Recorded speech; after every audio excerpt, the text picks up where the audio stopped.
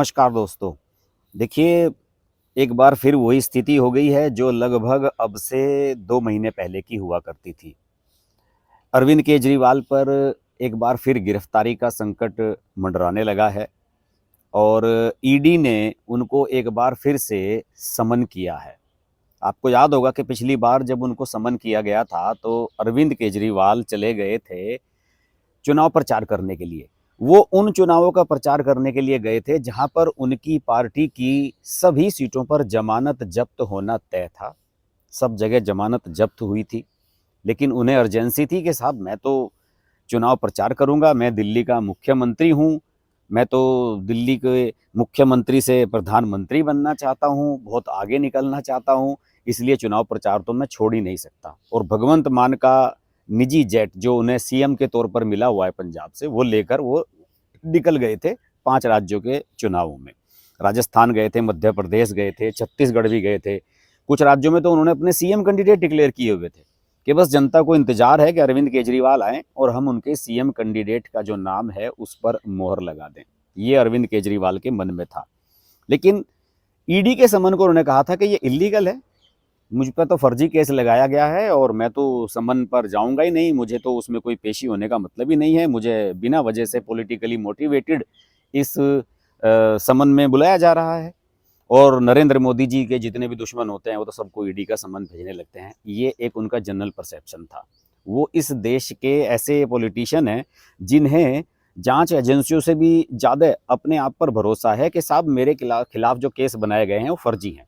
तो इसके हिसाब से तो फर्जी मामलों में ही सत्येंद्र जैन अब तक जेल में हैं, मनीष सिसोदिया जेल में हैं, संजय सिंह जा चुके हैं, तो ये भी चले जाएंगे उसी फर्जी में। अगर नरेंद्र मोदी जी ने ये ठान ही लिया है कि ये फर्जी मामलों में इनको अंदर भेजना है तो फिर उन्हें कौन रोक सकता है। लेकिन अरविंद केजरीवाल, आम आदमी पार्टी, ये सब जिसे कहते हैं ना कि लातों के भूत बातों से नहीं मानते, ये उस वाली राह पर अब चल निकले हैं। इन लोगों के मन में सिर्फ ये है कि हमें बार बार ईडी का समन भेजा जाएगा और हम उसको डॉज करेंगे। इस बार तो इन्होंने बहाना दे दिया है।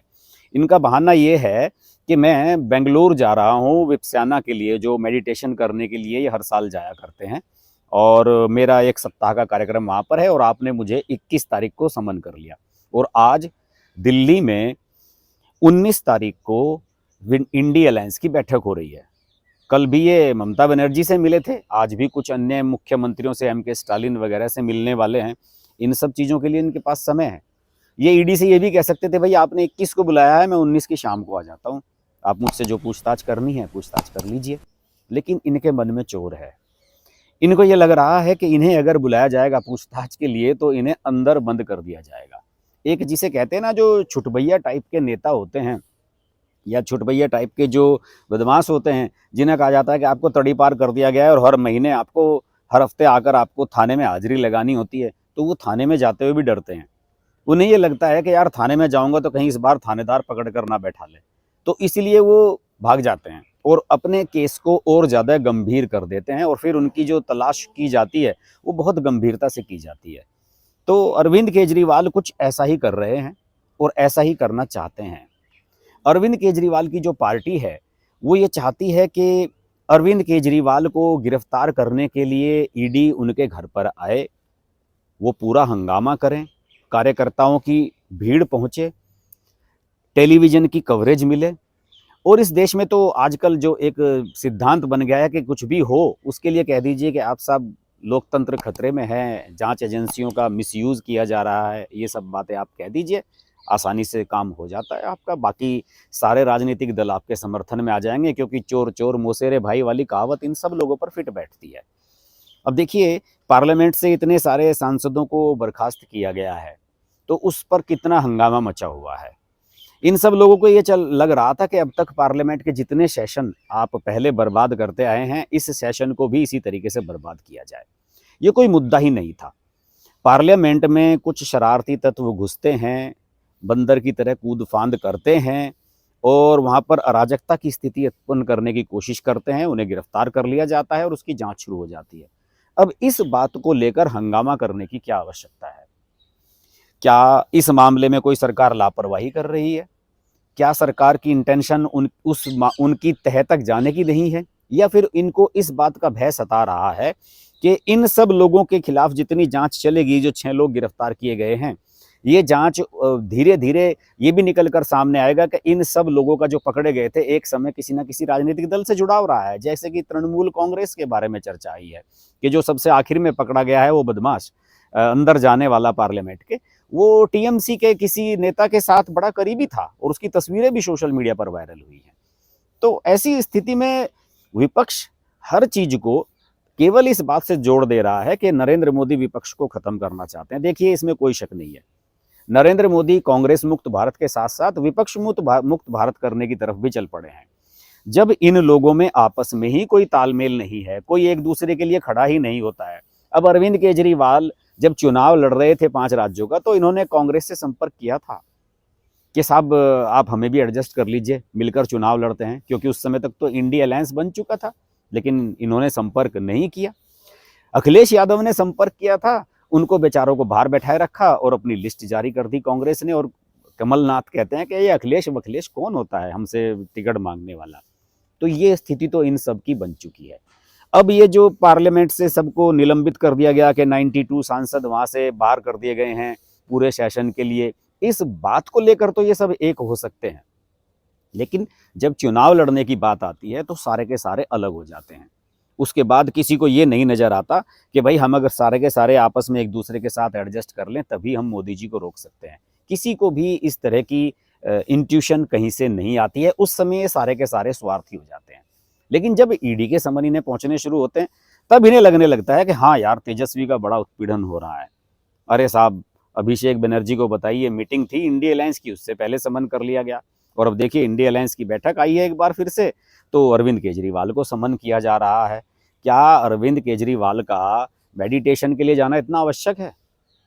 अगर उन्हें ईडी ने बुलाया है तो वो किस लिए बुलाया है? इसलिए बुलाया है कि उन्होंने अनियमितताएं की हैं, उनके समय में आरोप लगे हैं, शराब घोटाले का एक बड़ा स्कैंडल हुआ है, उसमें तमाम एविडेंस मौजूद हैं, वीडियो कॉन्फ्रेंसिंग के थ्रू लोग उसमें बयान दे रहे हैं, कई जो उसमें गवाह थे वो अप्रूवर बने हैं, सरकारी गवाह बन गए हैं।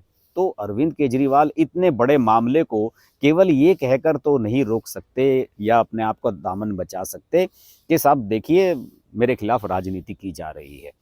अब वैसे तो मुझे ये लग रहा है कि अरविंद केजरीवाल नहीं जाएंगे 21 तारीख को भी, और वो इंडिया अलायंस की बैठक करने के बाद मुझे लगता है कि फिर वो निकल जाएंगे बेंगलुरु के लिए, जहाँ 1 सप्ताह के लिए उन्हें जाना है। अब मैं फिर कह रहा हूँ कि जो घी होता है ना, वो सीधी उंगली से निकालने जाते हैं तो वो फिसलता रहता है। ये टेढ़ी उंगली से निकलने वाला घी है। अब नहीं तो देर सवेर अगर अरविंद केजरीवाल का यही रवैया रहा तो ईडी को सख्ती करनी पड़ेगी। हो सकता है कि उन्हें गिरफ्तार करने के लिए जाना पड़े और उनके खिलाफ ऐसे वारंट इशू किए जाएं कि फिर इसको वापस वो बचने का कोई रास्ता उनके सामने ना रहे। और अरविंद केजरीवाल यही चाहते हैं।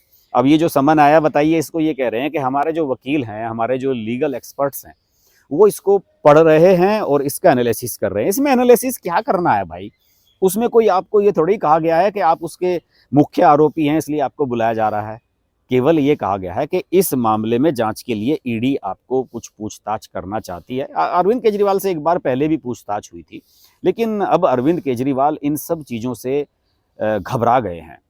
संजय सिंह की गिरफ्तारी के बाद से अरविंद केजरीवाल की हवाइयाँ उड़ी हैं और उन्हें साफ तौर पर यह नज़र आ रहा है कि इस बार वो अगर अंदर गए तो बस अंदर चले जाएंगे। और दूसरे एक और भी तो बड़ी समस्या है, वो रेफरेंडम करा रहे हैं ना, रेफरेंडम करा रहे हैं कि मुझे जेल जाना चाहिए या नहीं, जेल अगर मैं चला जाऊं तो अंदर से मुझे सरकार चलानी चाहिए या नहीं, जेल जाते समय इस्तीफा देना चाहिए कि नहीं। उनकी तो समस्याएं तो बहुत सारी हैं अरविंद केजरीवाल के सामने, क्योंकि वो इस देश के विरले मुख्यमंत्री हैं। वो क्या कहते हैं ना कि रेयर मुख्यमंत्री हैं और ऐसे लोकप्रिय मुख्यमंत्री हैं कि देश की जनता, उनके प्रदेश की जनता, दिल्ली की जनता उनके लिए आंसू बहा रही है कि केजरीवाल साहब आप गिरफ्तार ना होना, वरना हमारा तो घर का राशन पानी ही बिल्कुल ख़त्म हो जाएगा, आपके बिना तो हमारे बच्चे भूखे मर जाएंगे, ये हालत हो जाएगी दिल्ली की।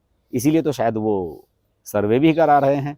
खैर, उस सर्वे का नतीजा क्या आना है आप सब लोग जानते ही हैं, आप सब लोगों को पता ही है कि उस सर्वे का नतीजा क्या निकलना है।